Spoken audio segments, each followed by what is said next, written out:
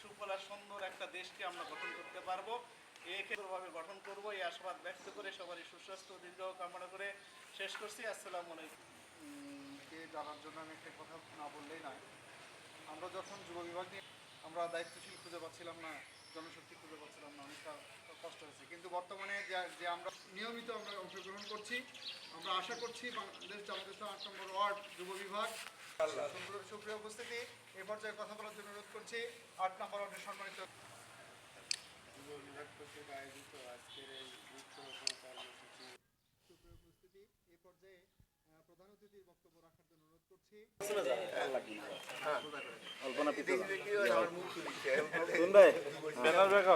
মুখ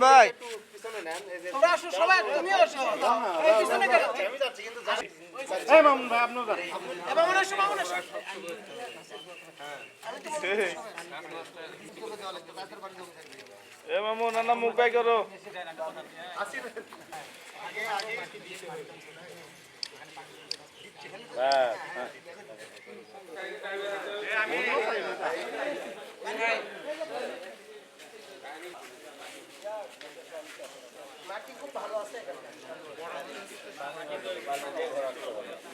ইন্নাল হামদা ওয়াসসালাতু ওয়াসসালামু আলা রাসূলিল্লাহ ওয়া আলা আলিহি ওয়া আসহাবিহি আজমাইন।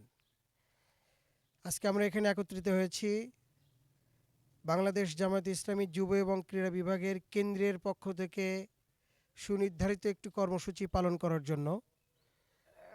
আমাদের কেন্দ্রের পক্ষ থেকে ঘোষণা করা হয়েছে বিশ্ব পরিবেশ দিবস উপলক্ষে 5ই জুন থেকে 14ই জুন পর্যন্ত 10 দিন ব্যাপী সারা দেশে প্রত্যেক যুব বিভাগের কর্মী যেন 2টি করে গাছ লাগাতে পারে এবং লাগাতেই হবে, এই ধরনের একটি নির্দেশনা রয়েছে।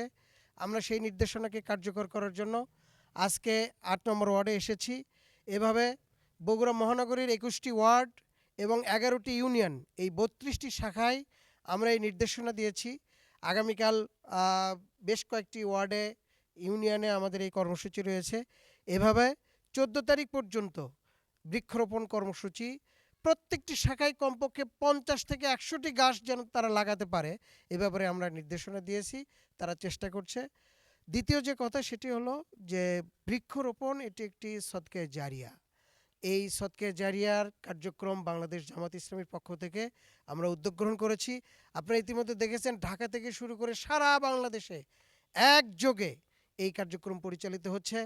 যদিও কথাটা একটু পজিটিভলি বলি, আমাদের বর্তমান যারা সরকারে রয়েছেন তারা নির্বাচনী ইশতেহারে বলেছিলেন যে এত কোটি গাছ তারা লাগাবেন, কিন্তু আমরা সেটা বাস্তবায়ন দেখতে পাচ্ছি কিনা জনতার কাছে, জাতির কাছে সেটা প্রশ্ন রাখছি। পক্ষান্তরে বাংলাদেশ জামাত ইসলামী একদম রুট লেভেল থেকে শুরু করে সেন্ট্রাল পর্যন্ত সকল জায়গায় বৃক্ষরোপণ কার্যক্রম পরিচালনা করছে। আগামী দিনে দেশকে গড়ে তোলার জন্য, দেশকে সবুজায়ন করার জন্য বাংলাদেশ জামাত ইসলামী এই গঠনমূলক কর্মসূচি গ্রহণ করেছি।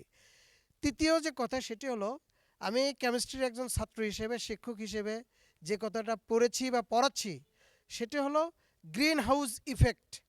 গোটা বিশ্বে গ্রিন হাউস ইফেক্টের ওপর আজকে crore crore million billion dollar ব্যয় করা হচ্ছে এটার পরিকল্পনা, এইটার চিন্তা চেতনা নির্ধারণ করার জন্য, গোটা বিশ্বকে রক্ষা করার জন্য, সুরক্ষা দেওয়ার জন্য।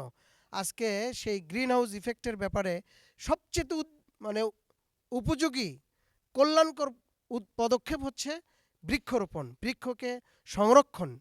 আমরা সবাই যেন বৃক্ষ রোপণ করতে পারি, বৃক্ষের সংরক্ষণ করতে পারি, দেশটাকে সবুজায়নে ভরপুর করে দিতে পারি, এই প্রত্যাশা ব্যক্ত করে সকলকে, বিশেষ করে সাংবাদিক বন্ধুরা আজকে এখানে এসেছেন, অন্যান্য শাখা থেকে যারা এসেছেন তারাও সংশ্লিষ্ট শাখাতে জোরালো সুন্দর ভূমিকা নেবেন, এই কার্যক্রমে অংশ নেবেন, এই প্রত্যাশা ব্যক্ত করে বিশেষ করে ইরশাদুল বারী ইরশাদ ভাই আমাদের মাঝে উপস্থিত হয়েছেন, তাকে ধন্যবাদ, মোবারকবাদ জানাচ্ছি।